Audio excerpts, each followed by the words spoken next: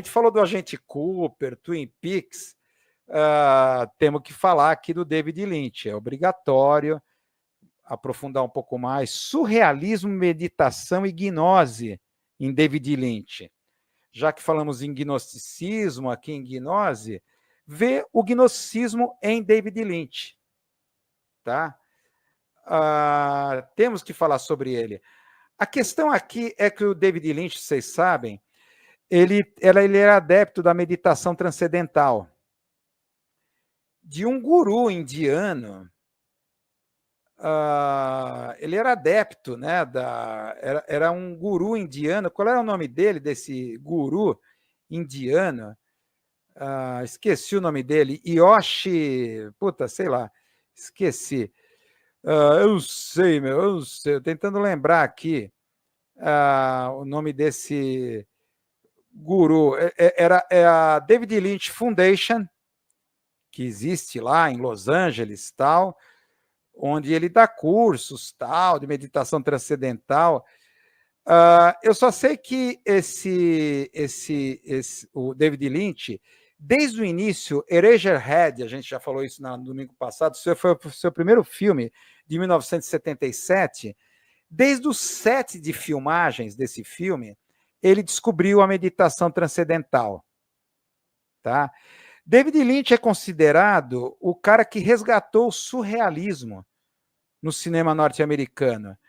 A gente sabe que o surrealismo, quando a gente fala em surrealismo, a primeira coisa que a gente imagina é alguma coisa que foi deixada para trás, lá no século XX, algo da vanguarda moderna, Pablo Picasso, Max Ernst, aquele pessoal, André Breton, no máximo o cinema do Buñuel, algo assim que foi deixado para lá. Mas a gente sabe que o surrealismo ele continuou como arma mercadológica da publicidade. O grande lance dos surrealistas foi conseguir colocar em telas ou instalações artísticas o inconsciente, aquilo que Freud descobriu através da interpretação dos sonhos. O que em Freud era muito abstrato ainda, a análise dos sonhos, aquela coisa do sonho operando por condensação e deslocamento, né? Ou metáfora e metonímia na leitura de Lacan, tal. Tudo ainda é abstrato. Os surrealistas eles conseguiram transformar em imagens. O quão importante foi isso e impactante. Nunca ninguém, até então, até a década de 30, pensou em colocar as imagens oníricas, transformar em arte, imagens. Hoje vemos isso diariamente na publicidade. Vemos diariamente isso acontecer na publicidade. Porque o surrealismo foi retirado dele o seu aspecto chocante, impactante para aquele capitalismo fordista tradicional ali da década de 30 e foi no pós-guerra incorporado como instrumento mercadológico. Então, o inconsciente como isca, né, para o consumismo, a captura do desejo e da fantasia pela própria publicidade, pelas imagens oníricas, pelo simbolismo, por toda a semiótica, a psicologia das cores, tal. Claro, é uma ironia. A grande descoberta dos surrealistas, utilizada de forma tão irônica e perversa para reforçar aquilo que eles queriam criticar, né? O capitalismo, o capitalismo vitoriano, que deixou de ser do pós-guerra. Tá? Mas o David Lynch é considerado o cara que conseguiu recuperar e transformar novamente o surrealismo em arte. Não mais em uma coisa publicitária, tal, desde Eraserhead. Tá? Então, ele tentou, o David Lynch, deixa eu tentar explicar um pouco melhor. Lá na época da década de 30, esse impacto dos surrealistas, temos que mostrar os surrealistas aqui, né? São eles aqui. No centro, está lá André Breton, Pablo Picasso no meio e Max Ernst. Os três principais nomes aí do surrealismo, numa reunião lá de surrealistas em Paris. Essa foto aqui da década de 30, sensacional, né? Tá ali o Salvador Dalí lá no meio, magrinho, tal. Está lá no meio. Isso impactou, inclusive, o cinema. Se a gente pode transformar as imagens oníricas em arte, em imagens no nosso mundo, então é o papel do cinema seguir essa linha apresentada pelos surrealistas e dadaístas também, em quadros dadaístas aí também. A escrita automática, o cut-up e tudo mais. Então virou uma aporia naquele momento. O que o cinema deve fazer? É realista? Ou o cinema não é realista? O cinema deve priorizar as imagens do inconsciente. O cinema, a missão do cinema não é mostrar a realidade, mas mundos imaginários. Quem defendia essa coisa não real, não realista do cinema, era gente como Eisenstein, trazer a montagem dialética para o cinema. Por quê? Para Eisenstein, Rudolf Arnheim, Jan Epstein, por exemplo, para esses teóricos do cinema ali na década de 20, 30, o cinema ele trabalha com montagem, edição, decupagem da mesma forma como a linguagem onírica. Tudo aquilo que Freud descobriu lá, o cinema trabalha. A mesma coisa, metáforas e metonímias, condensação e deslocamentos, é a montagem e edição do cinema. Então, o cinema deveria trabalhar com o imaginário, não com o realismo. Tá? É claro que no pós-guerra quem venceu foi o realismo hollywoodiano. Então, aquela coisa do som que tem que seguir o som diagético, que é o som acompanhando o que está ocorrendo ali no plano. As histórias que são contadas, a ideia da verossimilhança no cinema. Então, o cinema passou a ser realista, abandonou aquela coisa do imaginário, da coisa louca, onírica, que deveria trabalhar o cinema. Pois David Lynch tentou recuperar isso e conseguiu no chamado cinema da meia-noite. Já virou lenda, isso nos anos 70, em Nova York, o chamado cinema da meia-noite. A gente já falou várias vezes isso. O cinema da meia-noite era um circuito de cinemas em Nova York que só passava filmes a partir da meia-noite. E eram filmes cults, filmes estranhos. Tá?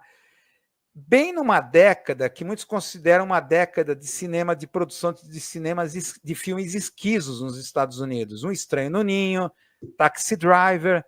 Só que nessas sessões da meia-noite passava filmes como, por exemplo, do Jodorowsky, El Topo, cujos direitos foram comprados por John Lennon, justamente para ser exibido nesses circuitos da meia-noite.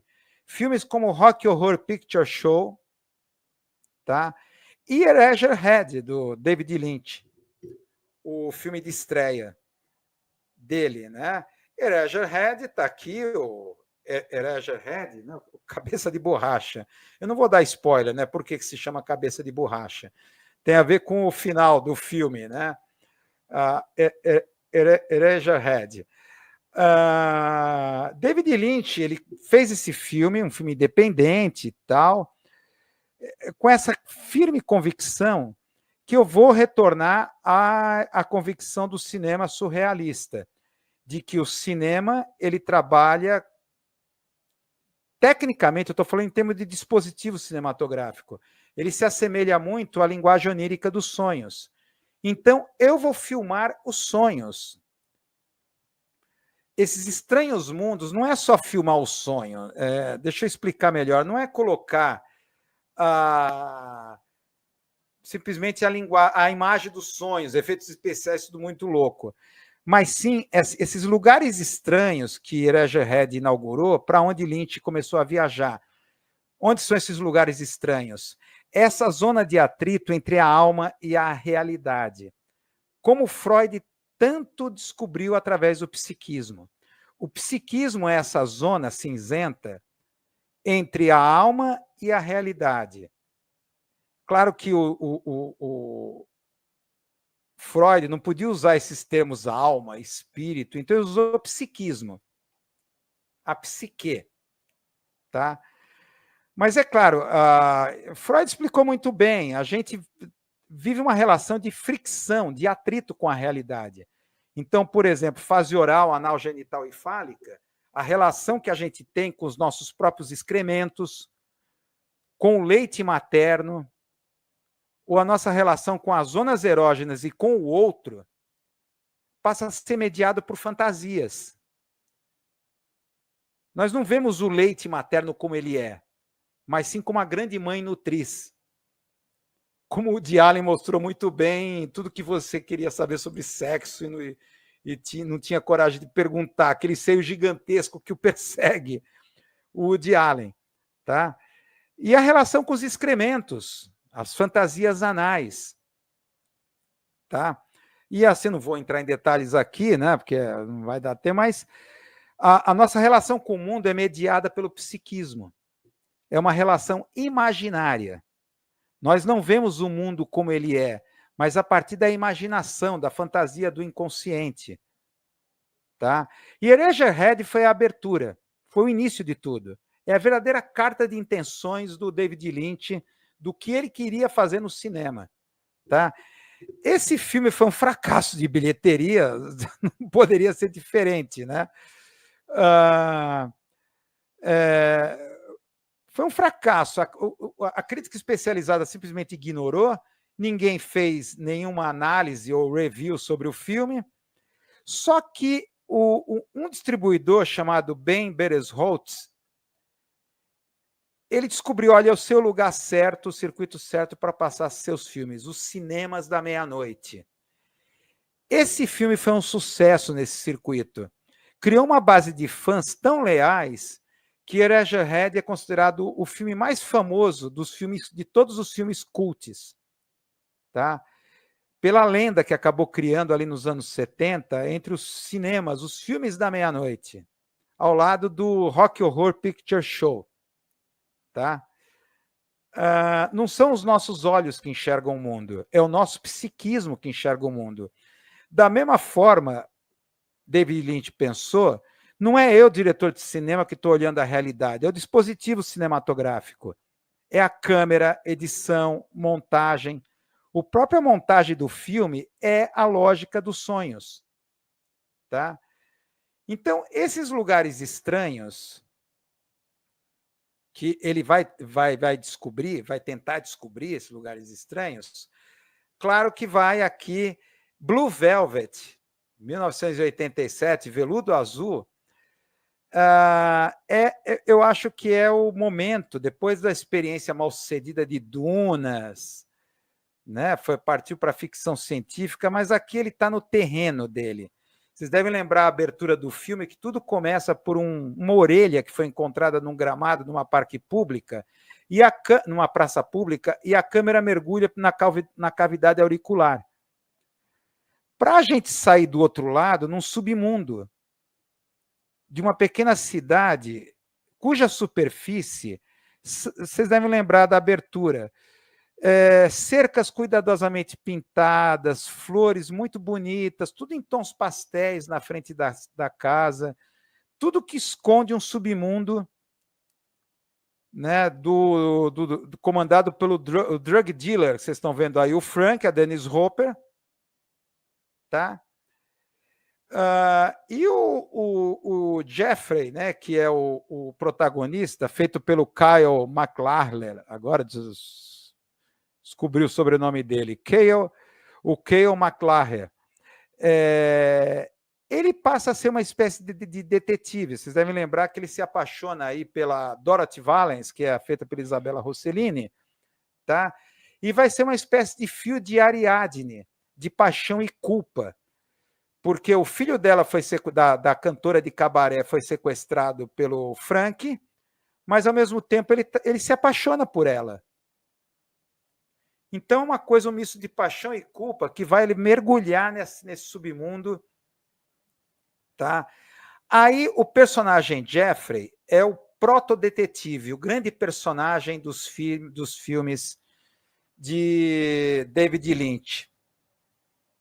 Tá aqui ele, né, o Jeffrey, né, e depois o agente Cooper em Twin Peaks, que aí é o personagem do detetive acabado, que é o grande personagem tanto os detetives metafóricos, como Jeffrey do Blue Velvet, é aqui Twin Peaks, a série Twin Peaks, que mantém essa pegada do Blue Velvet, aquela cidade pacata, hospitaleira de Twin Peaks, uma cidade na América Profunda, e o desaparecimento e a morte de Laura Palmer. Então, aquela questão, quem matou Laura Palmer? Quem era Laura Palmer? O que aconteceu com ela? O grande enigma, que aí o agente Cooper, o agente especial do FBI, vai tentar resolver. A questão é, nesse mundo, já que é o psiquismo pegando a questão do surrealismo, é o psiquismo que olha o mundo, não são os meus olhos, tá? Então, a relação que você vai ter da alma com a realidade só pode ser de atrito, estranhamento e alienação. E é isso que é a sensação mais forte que marca aqui os filmes do David Lynch. Estranhamento, alienação e fricção, atrito com a realidade. Porque a realidade é um mistério, um enigma. Daí que emerge o detetive e a paranoia. O detetive como personagem arquetípico da cultura pop, que começa com o filme noir, clássico dos detetives do filme noir, que tem um tributo muito grande dessa mitologia gnóstica. O mundo como um mundo que nos envolve como algo ilusório, superficial, que esconde algum mistério. Há algum mistério por trás disso, tá? Por trás dessa sensação de estranhamento e alienação, que é a marca constante dos personagens lynchianos, tá? Lynch ainda via o cinema como a forma, a montagem, a edição, como a forma de trazer essa experiência do psiquismo à tona. O projeto dos surrealistas lá da vanguarda moderna, André Breton, Picasso, Max Ernst. Eu quero mostrar imagens desse estranhamento e alienação, as imagens do psiquismo olhando a realidade, tá? Mas é claro que Lynch, ao mesmo tempo que praticava meditação, tá? E a meditação, o que é? É o silenciamento do próprio ego, da linguagem, da razão, da mente, tá? É o silenciamento desse aparato, desse aparelho que faz a mediação nossa com a realidade, que é o psiquismo. Na verdade, a meditação, a David Lynch Foundation, começou a entrar em atrito com os seus próprios projetos cinematográficos. Por quê? Porque, na verdade, a meditação quer eliminar o dispositivo. Ele trabalha com um dispositivo cinematográfico para tentar trazer. Mas a única forma de trazer essas imagens, trazer a realidade como ela é negando o dispositivo. Porque a meditação é a negação do próprio ego, da própria linguagem, é silenciar a realidade. Aquilo que no clube da luta, metaforicamente, tem que silenciar o corpo e a mente, nem que seja na base da porrada. Que é quando você perdeu tudo, é quando você se sente mais livre. Perdeu, inclusive, o próprio ego, a própria dignidade, tudo. Que é aquilo que fazia o Clube da Luta, a grande metáfora lá do filme, o Clube da Luta.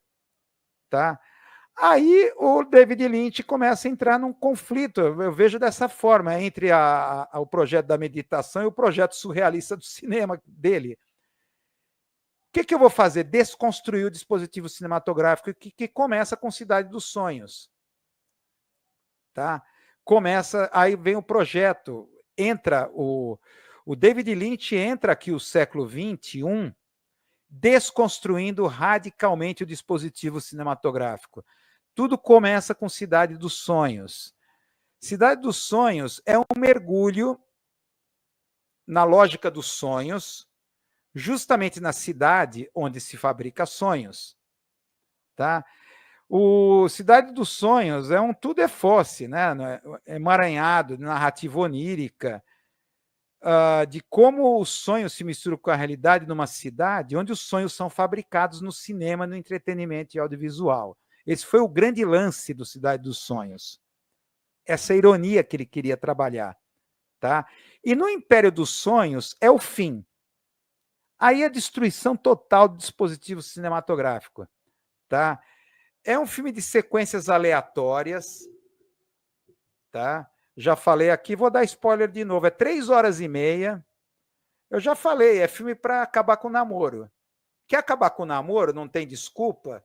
Leva a namorada para, na época, né? Falando na época, levar a namorada para ver o Império dos Sonhos. 3 horas e meia, sem absolutamente nenhum sentido. Tudo caótico, desconexo. Você tenta desesperadamente encontrar um fio da meada, para depois, no final, você descobrir o porquê. Porque você viu um filme que não foi montado. Você viu um monte de imagens que foram captadas em set de filmagem para ver desconexa. Por quê? Porque alguma maldição que mata todos os realizadores que tentam, na pós-produção, encerrar o filme, fazer o filme, formar. Então, um filme metalinguístico radical, assim. Foi o cansei do cinema, eu vou destruir, implodiu o dispositivo cinematográfico. E aí, nesse curta, What Did Jack Do? Aí continua o lance, a gente falou na semana passada, do macaquinho. É uma homenagem, né? Acho que talvez não deve ter sido o último trabalho esse curta que está na Netflix. Eu aconselho a dar uma olhada. Típica situação do filme noir, volta a fotografia, acho que a melhor fotografia em preto e branco que eu já vi do filme Eraserhead, ele repete aqui nesse curta, tá? E são assim, uma série é um interrogatório. O detetive, feito pelo David Lynch, o investigador, ele está entrevistando um macaquinho chamado Jack, suspeito por ter assassinado um cara por motivos passionais. Porque ele estava apaixonado por uma galinha chamada Tutotabom. É uma coisa assim. Tutotabom. Tutotabom é o nome da galinha. Ele matou um cara. Ele teria matado um cara por causa do amor assim alucinado por essa galinha, tá? Sendo que a sequência, né? Mas é assim, o macaquinho enlouquecido, apaixonado por uma galinha. Ele fala daqueles seios fartos por baixo das penas da galinha. É assim, muito engraçado, né? Mas os diálogos, as perguntas são aleatórias, porque pega todos os clichês e diálogos dos filmes noir clássicos, filmes de detetives. Tá? Então, nesse filme, né, é aquela questão do cut-up. Parece que o filme parece que foi feito por algum software, sabe, de geração aleatória de linhas de diálogo. É o que você tem nesse. Parece que o David Lynch botou para rodar algum software que dá linhas de diálogo aleatórias, que é esse filme. E esse filme, esse curta, What Did Jack Do? Para a gente terminar aqui a nossa explanação do David Lynch, tem a ver com a capacidade que o Lynch tinha de pegar histórias absolutamente banais e transformar em algo profundo. Tá? Eraserhead foi a mesma coisa, a velha história do namorado que engravida a namorada. Aí a namorada chama o namorado para jantar na casa dela para os pais conhecerem ele. É uma história absolutamente banal que vira um mergulho surrealista. Um bagulho surrealista e muito louco. Tá? Então, um macaquinho apaixonado por uma galinha que cometeu um crime passional, então está lá o detetive fazendo perguntas no interrogatório, com perguntas aleatórias, completamente sem pé nem cabeça. Tá?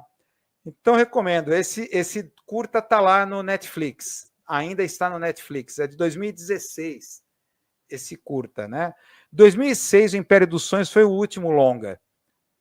Depois veio esses trabalhos menores, curtas ou participações, tal, porque entrou em conflito. A sua proposta da questão da meditação entrou em conflito com o cinema surrealista, né? Então ele, no final da carreira, implodiu, destruiu o dispositivo cinematográfico com o Império dos Sonhos. Muito bem, então terminamos aqui mais uma sessão